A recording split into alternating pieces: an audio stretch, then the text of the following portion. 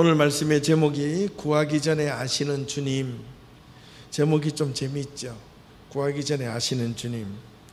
오늘 본문의 내용은 일반적으로 마태복음에서 가장 유명한 구절이라고 할 수 있는 마태복음 5장에서 7장, 즉 산상수훈 사이에 그 가운데서 6장, 또 가장 중앙에 있는 부분 중에 한 부분입니다. 예수님께서 특별히 기도에 관해서 말씀해 주신 내용 중에 하나입니다. 오늘 본문은 지난주에 누가복음 11장과는 좀 다른 형식을 띠고 있습니다. 앞뒤 부분을 이렇게 비교해 보면 똑같은 부분도 있고 유사한 부분도 있습니다. 예수님께서 기도를 어떻게 해야 되는가 방법을 가르쳐 주셨지만 그 앞뒤 구절을 좀 떼어놓고 보면 누가복음에서는 기도를 어떤 식으로 해야 되는가에 대해서 유형을 말했다면 오늘의 본문 말씀 마태복음 우리가 읽었던 이 말씀에는 기도의 자세를 또 의미합니다. 오늘 말씀을 통해서 한번 생각해 보도록 하겠습니다. 당시 유대 사회에서는 기도는요, 유대인들의 기도의 전통에 따라서 하루에 3번씩 기도하는 게 관례로 되어 있었습니다.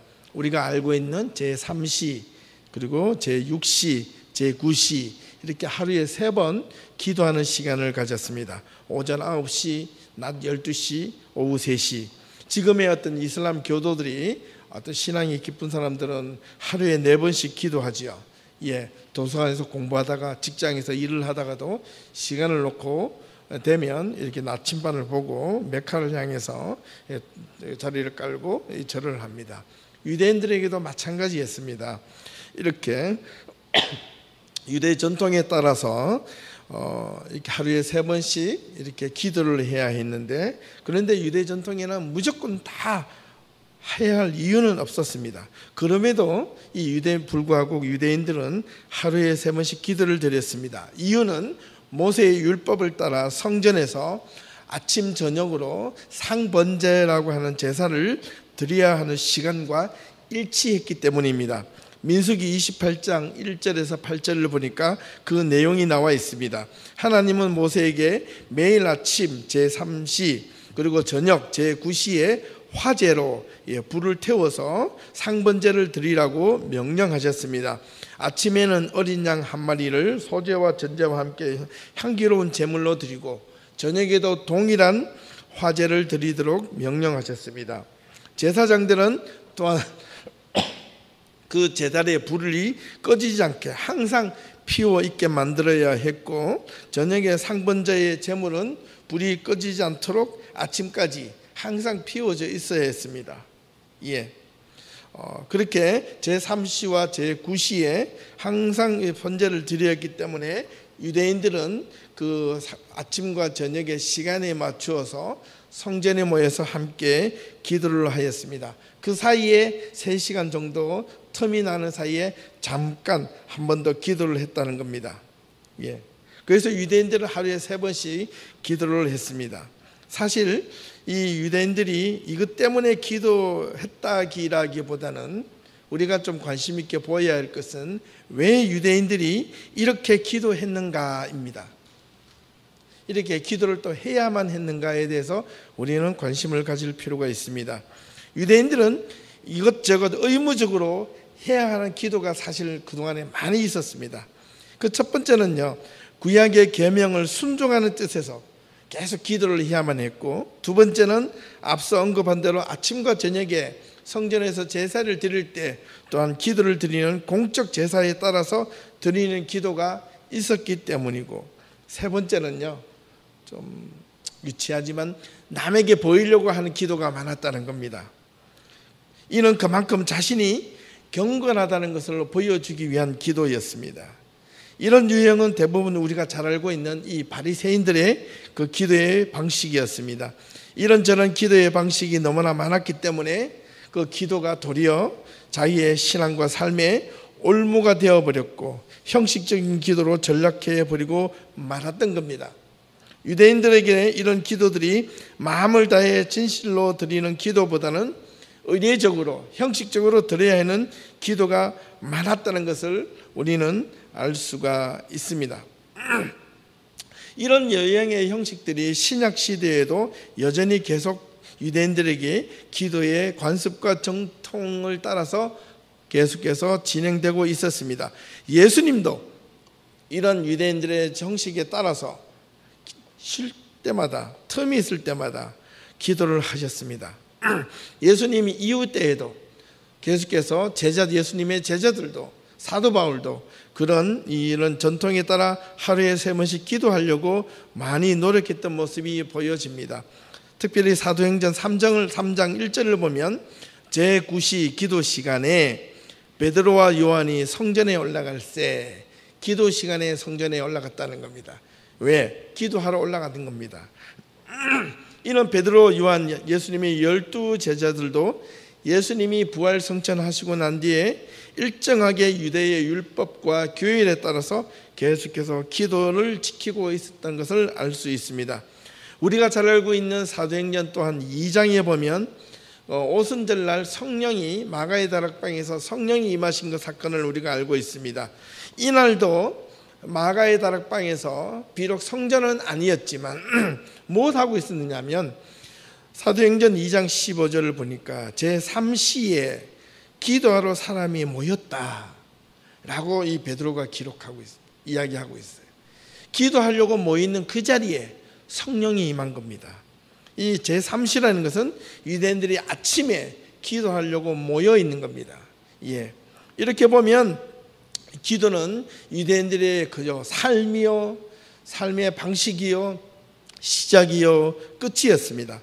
이런 유대인들의 기도하는 습관과 전통이 신약 시대까지 계속 유지되고 있다는 것을 염두에 두고 오늘 본문의 말씀을 좀 들여다볼 필요가 있습니다. 산상수훈에 나오는 말씀 가운데 중심에 서 있는 말씀이 바로 이 기도에 관한 내용입니다. 우리가 잘 알고 있는 이 마태복음 6장 5절부터 그 기도에 대한 내용이 들어있는데, 예수님께서는 갈릴리 한 호숫가에서 근처 많은 무리들이 예수님 앞에 나와서 말씀을 듣고자 했습니다. 그들은 대부분 가난한 사람들이었습니다. 그들은 하루하루 먹기가 살기 힘든 사람들이었습니다.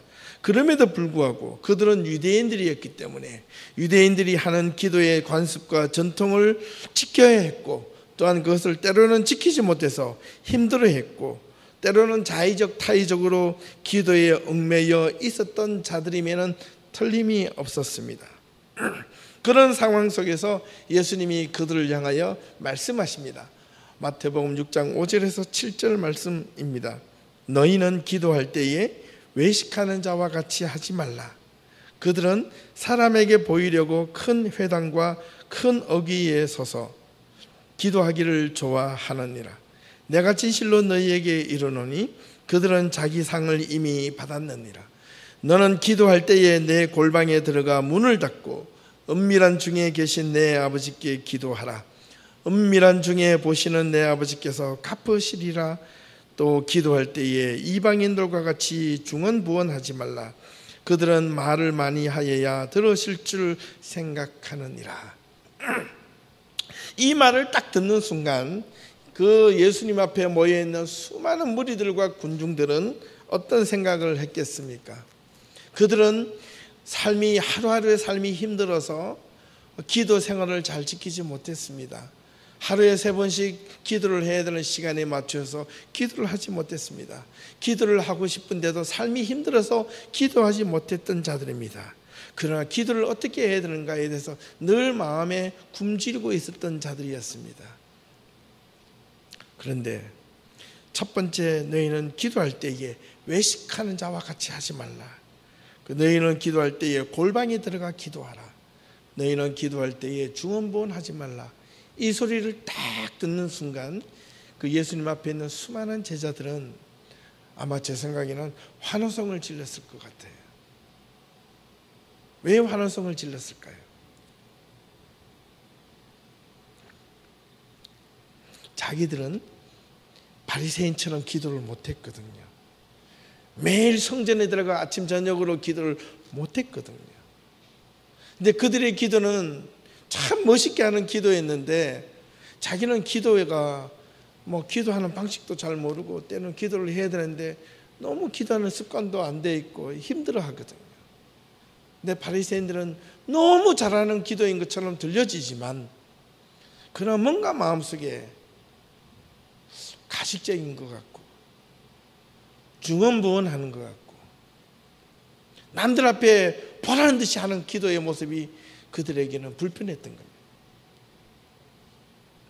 이 사람들은 가신 것이 없기 때문에 외식하는 자처럼 큰 거리에서 기도를 그렇게 할 수가 없었습니다.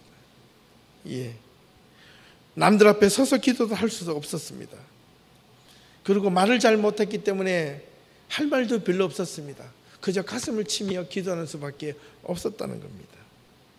여기에서 예수님은 기도를 어떻게 분명하게 해야 되는지 기도의 자세, 기도의 올바른 방향을 세 가지 관점에서 짚어주셨습니다. 분명하게. 그 첫 번째가 외식하는 자와 같이 기도하지 말라는 것입니다. 외식하는 자라는 이 헬라어가 히포크리테스라는 말인데 그야말로 위선자입니다. 연기하는 사람을 뜻하는 말입니다. 기도를 연기하는 배우자처럼 하지 말라는 겁니다. 가식적으로 기도해서는 안 된다는 겁니다. 기도는 진실되게 해야 하고 정직하게 해야 하는 것이 기도라는 것을 간접적으로 말씀해 주시는 겁니다. 하지만 바리새인들은 이런 외식하는 자와 같이 남들 보기에 보라는 듯이 기도하는 것을 즐겨했습니다. 가식적인 기도라기보다는 남들 앞에서 하는 기도를 즐겨했다는 겁니다. 그렇기 때문에 바리새인들은 성전에 들어가서 기도하는 것 때 손을 높이 들고 소리를 지르면서 기도했습니다. 그들은 그 성전에서 하는 기도의 시간을 철저하게 지켰습니다. 여기에서 기도를 계속 반복하다 보면 기도의 의미를 되살리기보다는 자기의 기도의 그 목소리, 기도의 그 내용보다 진실보다는 기도의 내용의 그 문학적인 표현을 써서 하는 기도, 이런 것에 치우쳐서 남들을 들으라고 하는 소리에 집착하게 되는 겁니다. 그러다 보니까 예수님께서는 두 번째 지적을 하지 않을 수가 없습니다. 너희는 기도할 때에 어디에서 기도하라? 골방에 들어가 기도하라. 이 골방이란 이 헬라어 타메이오는 아무도 보지 않는 곳을 의미합니다. 예, 기도는 누구한테 하는 겁니까?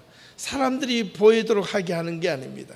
우리가 주일날 나와서 대표적인 대표자고 와서 기도하는 것은 우리 앉아있는 우리 모든 기도들을 대신해서 하나님 앞에 올려드리는 공중기도입니다. 그러나 개인이 기도할 때에는 남들 앞에 보이게 하는 기도가 아니라 중보 기도할 때, 도구 기도할 때는 남을 위해서 기도할 때는 남을 보라고 하는 기도가 아니라 보이지 않는 하나님께 은밀한 곳에서 기도하라는 겁니다. 예. 바리새인들은 역시 사람들 보이기를 좋아하는 기도를 했고 큰 소리를 내며 하는 기도를 좋아했습니다. 그야말로 외식적이고 가식적인 기도가 아닐 수 없습니다. 참된 기도는요, 말이 안 나와요. 가슴을 치는 기도는요, 말이 안 나오고 중얼중얼거려요. 우리가 지난주 금요일날 우리가 그 전주에 배웠죠. 룻기에서 사무엘서에 보면 한나가 자식이 없어서 성전에서 눈물로 기도할 때 중얼중얼거리면서 가슴을 치며 기도했습니다. 너무나 가슴이 아플 때는, 한이 맺힐 때는 그 기도조차도 소리를 나오지 않습니다. 그냥 답답하고 멍하고 이 기도가 나에게 전달될 것인가 안 될 것인가 그것조차도 모르는 사이에 그냥 하늘을 향해서 푸념하듯 그런 기도밖에 나오지 않는다는 겁니다. 기도는 어떻게 해야 되는가? 골방 중에 들어가 은밀한 가운데 기도하라고 하나님은 분명히 예수님은 말씀해 주셨습니다. 기도의 응답은 누가 하느냐면 하나님이 하신다는 겁니다. 은밀한 중에 갚아주신다는 겁니다. 외식하는 자처럼 기도하면 그 상을 이미 받았기 때문에 그 사람은 기도는 응답을 없다는 거고, 은밀한 중에 골방 중에 기도한다는 것은 은밀한 중에 하나님이 갚아주신다는 겁니다. 은밀한 중이란 이 헬라어가 감추어진 사이에, 알지 못하는 사이에, 내가 모르는 사이에 응답이 이루어진다는 겁니다. 사람이 들으려고 하는 기도가 아니라 하나님이 들으시는 기도가 필요하다는 것을 강조하고 있습니다. 중요합니다. 기도는 사람이 듣기 위해서 하는 게 아니고 하나님이 듣기 위하여 기도하는 겁니다. 하나님만이 아는 기도를 하게 될 때, 특히 금식하면서나 슬픈 기색이나 마음의 어떤 기쁨이나 요동이 아닌 평정심을 가지고 기도를 해야 한다는 겁니다. 조용히 기도하다 보면 사람을 의식하지 않고 오직 하나님만 바라보게 되어 있습니다. 유대인들이요, 기도할 때는 어떻게 했냐면 키텔이라고 하는 어떤 큰 천을 머리에 덮었습니다. 덮어쓰고 기도합니다. 줄무늬가 있는 큰 하얀 천에다가 끝이 줄무늬가 달렸고 끝부분이 숱이 이렇게 달려 있는데 그 기도를 이렇게 덮어쓰고 기도합니다. 왜 그렇게 기도하냐면 남을 의식하지 말라는 뜻입니다. 남을 의식하지 않겠다는 뜻입니다. 그리고 하나님과 나만의 사이 아는 그런 기도를 드리고 있다는 겁니다. 세 번째, 예수님께서는 또 기도의 분명한 방향을 정해 주셨는데, 기도할 때에 이방인들처럼 중언부언하며 기도하지 말라는 겁니다. 중언부언하다라는 이 말의 뜻은 함축적으로 지루하게 제잘제잘거리거나 쓸데없이 반복적으로 의미 없는 말을 하지 말라는 겁니다. 필요한 말만 하라는 겁니다. 이방인들의 기도 방식이 대부분 주술적인 기도의 방식이었습니다. 대표적인 케이스가 바알에게 기도하는 선지자들의 모습은 특별히 주술적인 기도를 많이 했습니다. 자기 자신의 기도가 바알에게 전달되지 못했을 때 떼를 써면서 기도를 했습니다. 어떤 때느냐 하면 자기 몸을 상하면서까지 목이 쉬라고 소리를 지르면서 기도하는 방식이었습니다. 그렇게 보니까 우리의 기도도 때로는 간절하게 부르짖고 소리 지르는 기도도 필요하지만은 자칫 잘못하면 하나님께 이렇게 드리는 기도가 이게 본질을 잊어버리고 망각하면 이 바알에게 드리는 기도의 형식과 다를 바가 없어요. 특히 한국 사람들이 잘 아는 통성기도, 응답해 달라고 하나님께 울부짖으며 드리는 기도, 이 기도의 형식이 자칫 잘못하면 바알 선지자들이 드리는 기도와 형식적으로 다를 바가 없게 되어버립니다. 그래서 중심이 필요합니다. 기도의 중심은 누구인가? 예수님은 끊임없이 그 말씀을 하고 싶어 하십니다. 예수님께서 이 세 가지의 기도의 유형을 말씀하신 것을 볼 때 한마디로 말해보라고 한다면 바로 무슨 기도를 드리느냐가 중요한 것이 아니라 어떤 태도로 기도를 드리느냐가 이게 중요하다는 겁니다. 미국의 휴스턴에 유명한 정신병원을 설립자인 매닝거 클리닉이라는 병원이 있는 정신병원, 이 병원을 세운 정신분석가이자 의사인 칼 매닝거라는 사람이 이런 말을 했습니다. 앞에서 보이시죠? Attitudes are more important than facts. 참 의미 있는 말을 던졌는데요.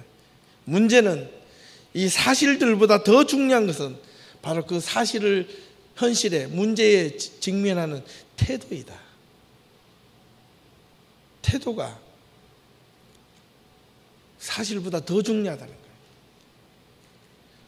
우리가 당면하는 수많은 사실들보다 더 중요한 것은 그것을 대하는 자세를 의미합니다. 한국 속담에도 보면 이런 말이 있죠. 호랑이에도 물려가도 어떻게 하면 산다? 정신만 차리면 산다는 말이 있습니다. 그러죠? 예, 문제는 기도의 핵심은요, 바로 정신의 자세입니다. 마음가짐입니다. 이어서 이 8절 말씀에 예수님은 이 기도의 자세에 대한 결론을 맺고 있는데 어떻게 잘 보셔야 됩니다. 그러므로 그들을 본받지 말라. 구하기 전에 너희에게 있어야 할 것을 하나님 너희 아버지께서 아시느니라. 참 이상하지 않습니까? 그러므로라는 이 결론적인 말을 내리고 있습니다. 그러면 앞에 세 가지 부분을 하지 말라는 겁니다. 그러므로 그들을 본받지 말라. 무엇을 본받지 말라는 겁니까? 외식하는 기도를 하지 말고 골방에 들어가 기도하고, 그 다음에 이방인들과 같이 기도는 중언부언 쓸데없는 기도, 무의미한 기도는 하지 말라는 겁니다. 왜? 구하기 전에 너희에게 있어야 할 것을 하나님 너희 아버지께서 아신다, 이렇게 말씀하셨기 때문에 그렇습니다. 이 가식적인 기도, 사람들에게 보이려고 하는 기도, 중언부언하는 기도는 오래가지 못한다는 거예요. 쓸모없다라는 말이고 하나님의 그런 기도를 들어주시지 않는다는 말씀을 꼭 기억하셔야 합니다. 8절 말씀을 보면서 우리는 궁금증을 일으킵니다. 구하기 전에 너희에게 있어야 할 것을 하나님 너희 아버지께서 아신다. 그렇다면 우리가 기도할 필요가 있을까? 이렇게 반문을 가질 수가 있겠죠. 하나님이 아시는데 우리가 왜 또 괜히 기도해서 하나님을 자꾸 시끄럽게 하고 귀찮게 할 필요가 있는가? 하나님 알아서 그냥 해주시면 되지, 이런 생각을 가질 수 있습니다. 여러분, 이런 질문이 있어야 됩니다. 당연히 이런 질문을 가져야 예수님의 의도를 충분히 파악할 수가 있습니다. 만약에 이런 질문을 갖지 않는다면 예수님의 의도나 예수님을 올바르게, 예수님께서 이렇게 말씀하신 그 의도를 충분하게 이해하거나 파악하기 어렵습니다. 예수님은 왜 이런 말씀을 하셨을까? 결론은 하나님께서 우리가 기도하기 전에 우리가 원하는 바를 알고 계신다는 것이고, 문제는 그것을 위하여 우리는 계속해서 기도해야 된다는 것인데, 이게 뭔가 좀 상충되는 의미를 가지고 있지 않겠습니까? 저는 이 문제 앞에서 한참을 고민을 했습니다. 그러다가 생각보다 쉽게 그 답은 단순한 곳에서 찾았습니다. 우리가 구하기 전에 우리가 필요한 것을 먼저 아시는 하나님 아버지이시라는 점에 집중할 필요가 있다는 겁니다. 기도를 안 해도 되는가라는 질문을 던진다면 그것은 오히려 착각이고 잘못 하나님을 이해하고 있는 것이기 때문에 그렇다는 겁니다. 구하기 전에 아시는 하나님의 뜻에는 위에 세 가지 기도 방식을 따르지 않고 무엇보다 하나님을 절대 신뢰하는 마음으로 끝까지 우리의 소원을 하나님께 전달될 수 있다는 것이 아니고,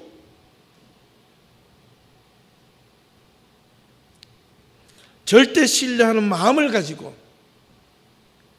우리의 소원을 끝까지 하나님께 전달해서 얻어내는 것이 아니고, 절대 신뢰하는 마음을 가지고 그냥 하나님께 기도하는 거예요. 딱 그거. 응답해 주실 것을 믿고 기도하는 것이 아니고 그냥 신뢰하며 기도하는 거예요. 본문을 잘 오해하시면 안 되는데, 보시면 뭐라고 말씀되어 있느냐면, 구하기 전에 너희에게 있어야 할 것을 하나님 너희 아버지께서 아신다고 하셨지 들어주신다고 하시진 않으셨거든요.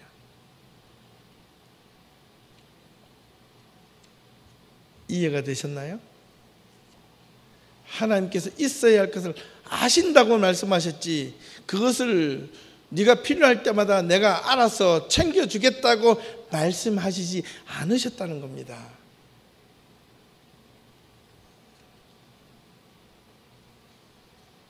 우리가 필요해서, 우리가 기도하면서 우리가 필요한 시간을 설정하고, 우리가 보기에 급하고, 우리가 보기에 답답하고, 우리가 보기에 요구하는 것은 지극히 우리의 입장이고, 우리의 입장에서만 매달리면 결코 올바른 기도가 될 수 없다는 것을 가르쳐주고 있는 내용입니다. 문제는 기도의 형식에서 시작해요. 기도의 필요로 결론을 맺고 있다는 것을 기억해야 합니다. 기도의 형식에 있어서 불필요한 기도는 아무 소용이 없기 때문에 우리는 응답에만 포커스를 맞추어 놓고 기도하면 기도의 본질보다 기도의 프로세싱에 관심이 있습니다. 기도의 응답을 받으면 기도를 하지 않습니다. 문제는 하나님을 향하여 내가 기도의 응답이 있든지 없든지 하나님을 아신다고 하셨으니까 응답하시는 분은 하나님이시고 하시는 하나님께 내 형편과 처지를 그냥 신뢰를 가지고 아뢰기만 하면 되는 겁니다. 하나님이 그걸 원하셨어요.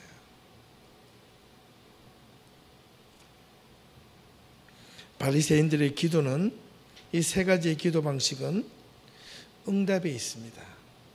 외식하는 자는 남들 앞에 보여주고 싶고 그것을 보여주고 내가 마음에 뿌듯한 느낌을 가지려고 하는 그 응답. 골방에 들어가면 혼자 막 기도하지만 남들 보이는 앞에서 막 기도하면 저 사람은 훌륭하게 기도하게 하네, 참 멋있게 기도하게 하네, 참 멋있네 라고 이미 상을 받는 그런 응답의 기도이기 때문에 그렇습니다. 예, 중언부언하듯이 막 구구절절 기도하면 저 사람은 기도도 잘해. 그러나 예수님의 기도의 방식은 내가 지금 필요한 것, 내가 지금 갖고 싶은 것, 내가 지금 하고 싶은 것 있습니다. 그 방법은 내가 갖고 싶은 것이고 하나님이 주시고자 할 때는 하나님의 때에 주신다는 겁니다. 우리는 그때가 이루어질 때까지 포기하지 않고 기도해야 한다는 것입니다. 또 다른 이 기도의 응답에 예수님의 응답은 언제 오느냐면 너무나도 단순한 곳에서 답을 또 찾았습니다. 자녀를 키우는 부모님들은 그 마음을 좀 아실 겁니다. 이렇게 집에 아이들이 있을 때 이 아이가 밥때가 되거나 이게 점심때가 됐는데도 애가 와서 엄마 밥 줘 이렇게 이야기 안 해도 해야 될 때가 되는데 밥 달라 소리를 안 해요. 그러면 엄마의 마음은 어떠냐면 이 아이를 볼 때는 저놈이 배고플 때가 됐는데 배고플 때가 됐는데 밥 달라 소리를 안 하는 거예요. 네. 근데 가서 야 아무개야 너 배고프지 않니? 이렇게 물어봅니다. 고파요. 그럼 밥 줄까? 이렇게 한다는 거예요. 또 어떤 어머니는 배고픈 줄 알면서 가만히 있습니다. 왜? 저 녀석이 배고플 때가 됐는데 배고플 때까지 와서 밥 달라 할 때까지 기다려주는 부모도 있습니다. 그렇죠? 예. 그 엄마 아빠가 그 아이가 배고픈 걸 몰라서 기다려주는 게 아니라는 겁니다. 기다려줘요. 예. 그런데 아이가 배고프다고 막 졸립니다. 근데 엄마가 보면 너 오전에 밥을 많이 먹었기 때문에 이제 좀 참어. 안 되면 나같이 이렇게 몸이 뚱뚱해져. 뭐 이렇게 한다거나 너 좀 다이어트가 필요해. 그래도 배고파 밥 줘 뭐 이러잖아요. 그 아이는 배고픕니다. 예. 근데 엄마는 그 배고픈 것을 알면서도 못 먹게 말립니다. 왜 그럴까요? 그 아이의 건강을 위해서 그렇습니다.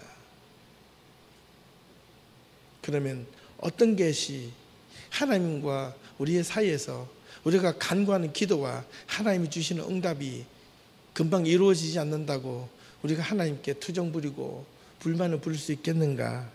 돌아보니까 그게 아니더라고요. 문제는 어린아이가 엄마한테 엄마 밥 주세요. 너 건강 때문에 안 돼.